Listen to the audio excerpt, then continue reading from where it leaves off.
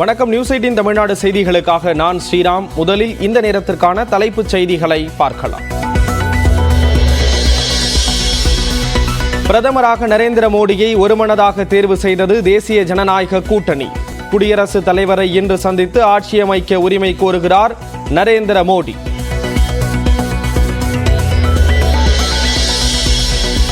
நாங்கள் தோற்கவில்லை, தோற்கவும் மாட்டோம் என பிரதமர் நரேந்திர மோடி உறுதி. 3 தேர்தல்களில் காங்கிரஸ் பெற்றதை விட அதிக இடங்களில் பாஜக வென்றுள்ளதாக பெருமிதம். கடும் உழைப்பால் தமிழ்நாட்டில் பாஜகவின் வாக்கு வங்கி உயர்ந்துள்ளதாக பிரதமர் மோடி பெருமிதம். கேரளாவில் கால் பதித்துள்ளதாகவும் தேசிய ஜனநாயக கூட்டணி எம்பிக்கள் கூட்டத்தில் பேச்சு.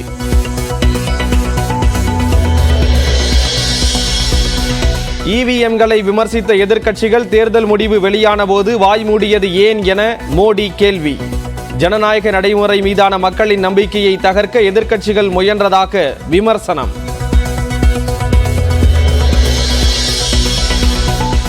இந்தியாவிற்கு சரியான நேரத்தில் கிடைத்த சரியான தலைவர் பிரதமர் மோடி. பாஜக கூட்டணி கட்சிகளின் கூட்டத்தில் சந்திரபாபு நாயுடு புகழாரம்.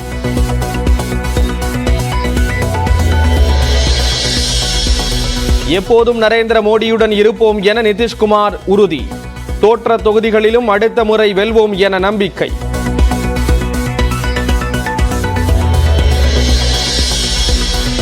டெல்லியில் பாஜக மூத்த தலைவர் எல்.கே. அத்வானியை சந்தித்து வாழ்த்து பெற்றார் பிரதமர் நரேந்திர மோடி. முரளி மனோகர் ஜோஷியை சந்தித்தும் வாழ்த்து பெற்றார்.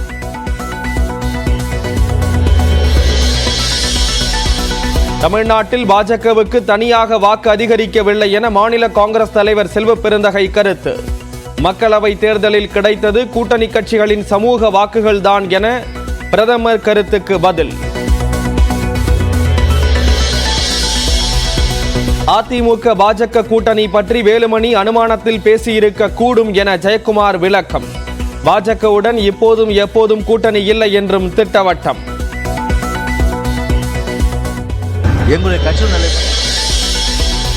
சசிகலாவுக்கு சொந்தமான கோடநாடு பங்களாவை ஊராட்சி தலைவர் ஆய்வு செய்ய அனுமதித்து உயர்நீதிமன்றம் உத்தரவு. ஆய்வின் போது நடுநிலையுடன் செயல்பட வேண்டும் என்றும் அறிவுறுத்தல்.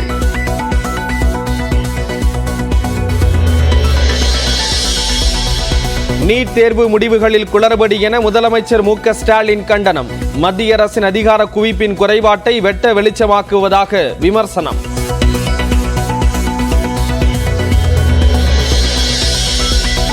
குளறுபடி ஏற்பட்டுள்ள நிலையில் நீட் தேர்வை ரத்து செய்ய எதிர்க்கட்சி தலைவர் எடப்பாடி பழனிசாமி கோரிக்கை. 12ஆம் வகுப்பு மதிப்பெண் அடிப்படையில் மருத்துவ மாணவர் சேர்க்கையை நடத்த புதிதாக பொறுப்பேற்கும் அரசுக்கு வலியுறுத்தல்.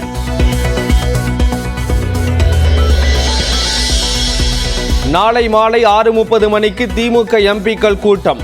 முதலமைச்சர் மு.க. ஸ்டாலின் தலைமையில் நடைபெறும் என துரைமுருகன் அறிவிப்பு.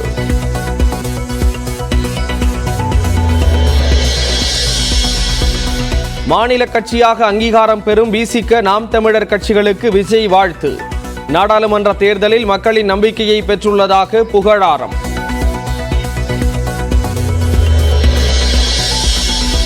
தமிழ்நாடு சட்டப்பேரவை கூட்டத்தொடர் வரும் 24ஆம் தேதி தொடக்கம். எத்தனை நாட்கள் நடத்துவது என அலுவல் ஆய்வுக்குழு கூட்டத்தில் முடிவு செய்யப்படும் என அறிவிப்பு.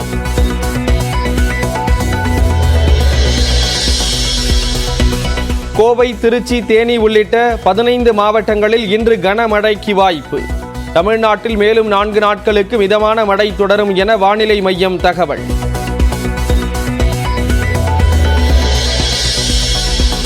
கோவையில் பிரிந்து சென்ற குட்டி யானையை தாய் யானையுடன் சேர்க்கும் முயற்சி தோல்வி. வனப்பகுதியில் வேறு யானையுடன் சேர்க்க வனத்துறை திட்டம். பாஜக தொடர்ந்த அவதூறு வழக்கில் ராகுல் காந்திக்கு முன் ஜாமீன். பெங்களூரு நீதிமன்றத்தில் நேரில் ஆஜரானார் ராகுல் காந்தி.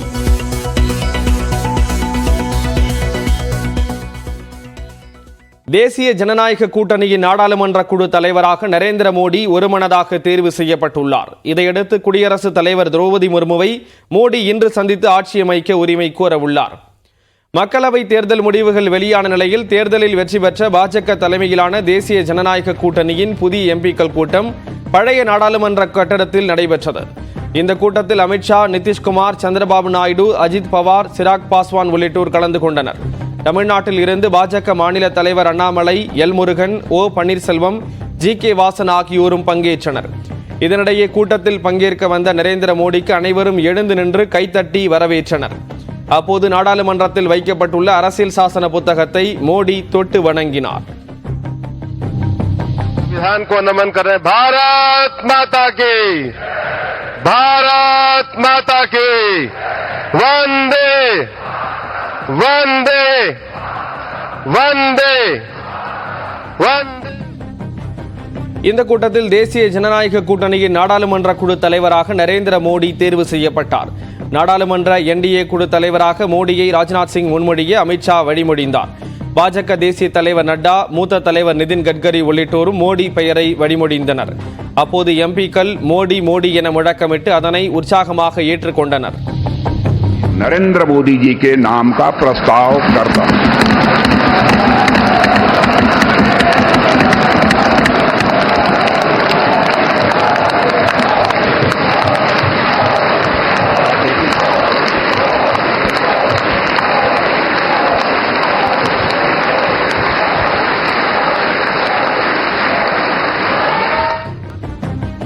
இதையடுத்து மோடி பிரதமராக தேர்வானது அதிகாரப்பூர்வமாக அறிவிக்கப்பட்டது.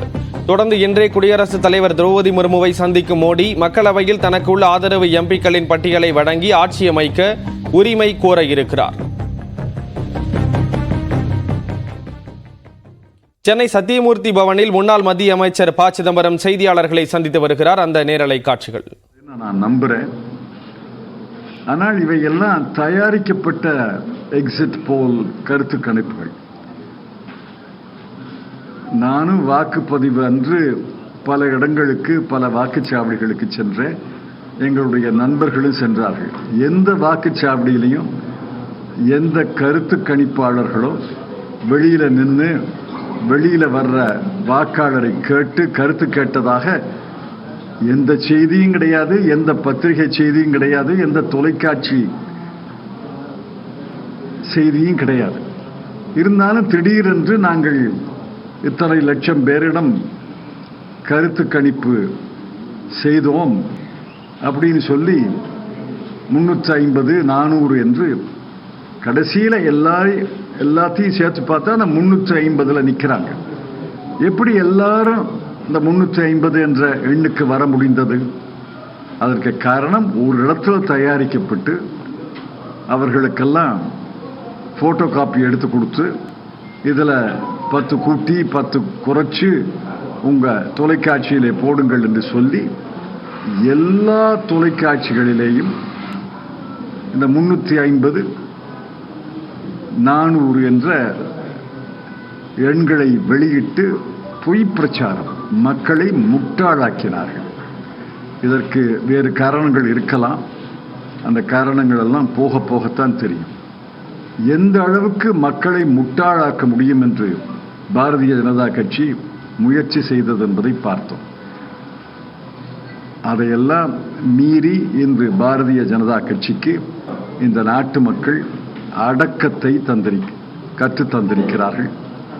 அவர்கள் ஆட்சி அமைக்க போறாங்க. நாளை மறுநாள் பிரதமர் மோடி அவர்கள் மீண்டும் பிரதமராக பொறுப்பேற்கிறார்.